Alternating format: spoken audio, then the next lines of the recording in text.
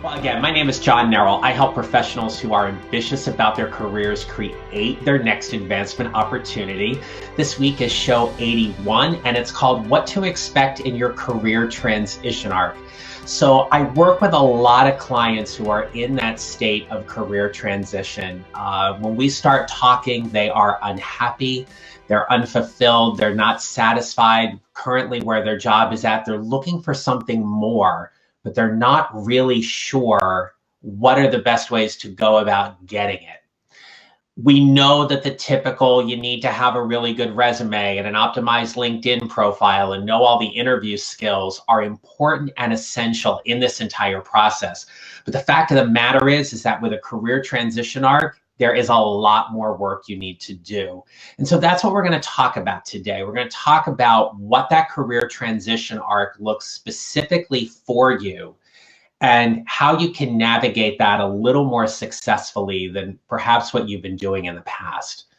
So wherever you are at right now in your career, I want you to give it a number from 1 to 10, where 1 is you are absolutely miserable in your position, and 10 is you are absolutely thrilled and over the moon about getting to go to work every day. So think about what that number looks like for you. Got it? All right. Now, if you are at a 10, congratulations. You can probably turn the video off now because you don't really need to listen to this because you're really happy in your job, and that's great. But if you're not at a 10, let's say maybe you're at a 5 or a 6, maybe you're at a 3 or a 7, wherever you are, I want you to think about what would it look like for you if you were to increase your job satisfaction by just 2 points. In other words, if you currently rated your job satisfaction at a 5, what would it look like for you to be at a 7? How would your job be different? How would you show up differently in terms of your job every single day? The people you get to serve and work alongside, the projects you get to lead, the organizations that you head, whatever that may be, what would it look like if your job satisfaction were just 2 points higher? In our career transition arc, we are trying to get from one place to another. We're here and we're trying to get here. And that progression is not a straight line. The reason is there are ups and downs and challenges and successes along the way for us to get to that point. There isn't one thing that is just going to automatically change how you are feeling about your job. What I have found in my work and throughout my entire career is that it is a collection of things. So we're going to talk about that today. We're going to talk about what that looks like.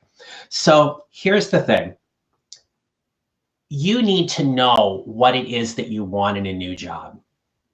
Aside from what are the technical things that you want to be doing, you also need to be very clear about how many people you want to work with. Do you want to work in an office? Do you want to work outside of an office? Do you want a remote opportunity? How much money do you want to make? What do your benefits need to look like? What are the kinds of tasks or responsibilities that are really going to give you an opportunity to thrive instead of just going into work every day and just checking the box? That's the important piece here. But aside from all of those, what I like to refer to as technical and logistical things, we also have to know about the professional side of it. Who are you as a professional? What are the values that you bring? I don't care what field it is that you're in, whether you are an accountant, an attorney, a project manager, you are a journalist, an artist, a creative, you are a service-oriented professional, you work for a nonprofit, you head up a multi-billion-dollar organization, whoever you are, who are you as a professional? What are the values that you get to bring to the position each and every day? When you start being able to identify who you are as a professional, it becomes much easier to navigate that career transition arc because you start navigating more intentionally and specifically around what it is specifically that you want to be able to do. Where do you get to add the most value?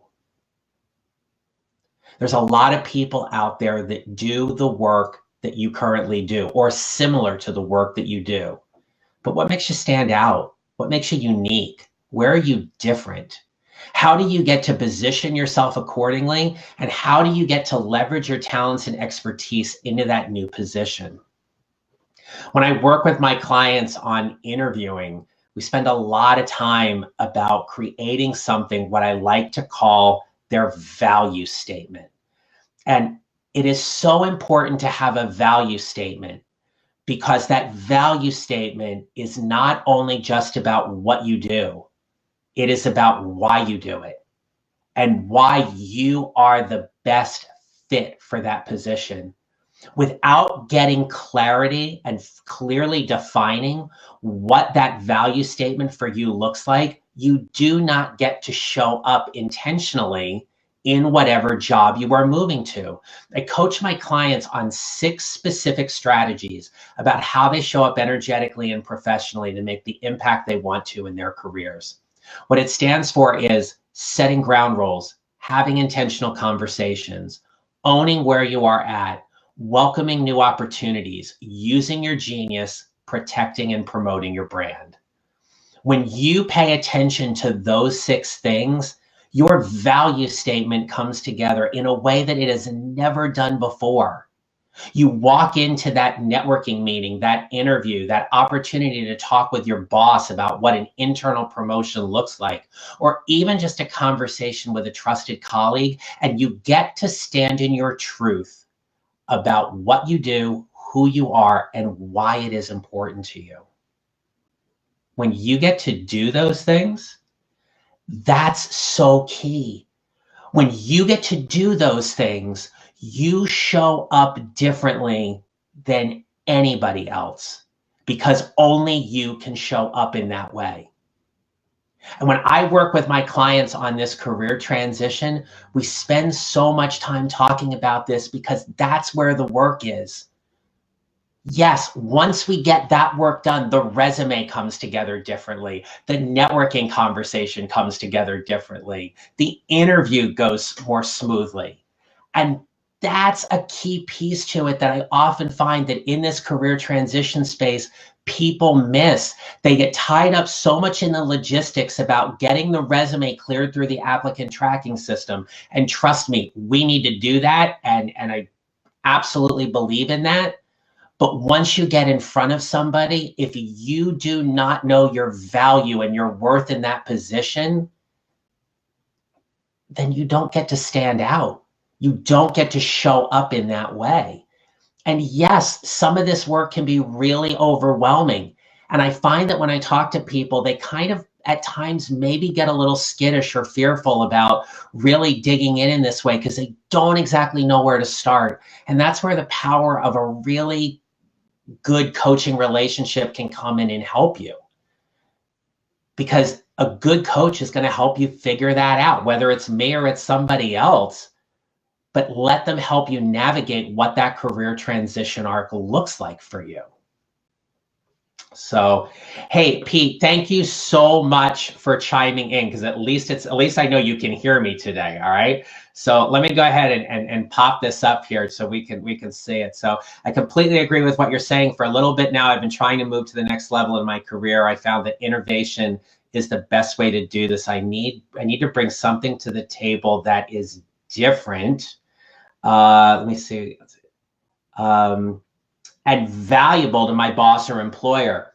So Pete, absolutely. So, when we talk about what that value piece is, that's part of our positioning or our strategy here is to figure out where you get to add the most value because you're communicating how you're going to solve that particular problem in the workplace for somebody. That's why interviews are all about fit. It's about fit for the technical as well as for the interpersonal skills. So let's bring this up to here. All right, let's see. Okay, we got the same thing here. So you posted it twice. Thanks so much. Yeah, we walk into an interview, right? The first thing we've got to do is we've got to be able to generate interest. We've got to get the hiring manager interested in you as a candidate. The second thing is you need to be memorable. And the third thing is you have to communicate how well you're going to be able to solve their problem because of your talents and your expertise. So whether you call it, being innovative or unique or your superpower, your secret sauce, whatever those things might be, that is about how you get to position. And in a career transition arc, that is key. How are you positioned? How are you positioned better than anybody else? So when you walk into that interview, you are able to communicate your value, stand in the truth about what you do, why it's important to you, and who you are as a professional. Absolutely. So Pete, thanks for adding that in. I really appreciate it. So I want to close today and simply leave you with this. First thing is that all of these Facebook Lives are housed on my Facebook page, on my YouTube channel at John Nerl Coaching LLC, as well as my website at johnnerl.com. And on my website, I've got a free offer for you. It's at johnnerl.com/free, and it's a workbook that is called 3 Steps to Creating Your Next Advancement Opportunity Without Feeling Overwhelmed. So for that initial part of this career transition arc, I love to be able to take the overwhelm and the stress out of this whole process for you and bring it down to 3 tangible steps that you can immediately start to implement in order to help you navigate what your career transition looks like. And so the second thing is that if you ever want to have a conversation and you want to talk further about how to position and strategize in terms of navigating what that career arc looks like for you, then all you got to do is drop me an email. So drop me an email at john@johnnerl.com. Let's have a conversation about what you're thinking and how I can help you. And I'd love to be able to be that person to help you go about and create your next advancement opportunity. Because at the end of the day, we spend a lot of time at work. We spend a lot of time at work doing things that we either love or we hate.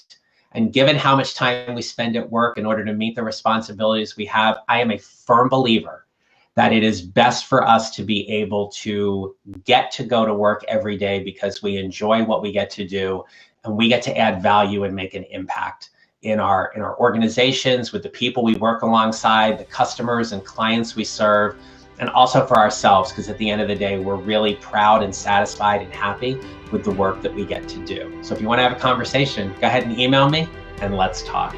And so thanks very much for joining me today. I really appreciate it. And I will see you next week with another topic right here. Have a great rest of the day. Thanks so much. Bye.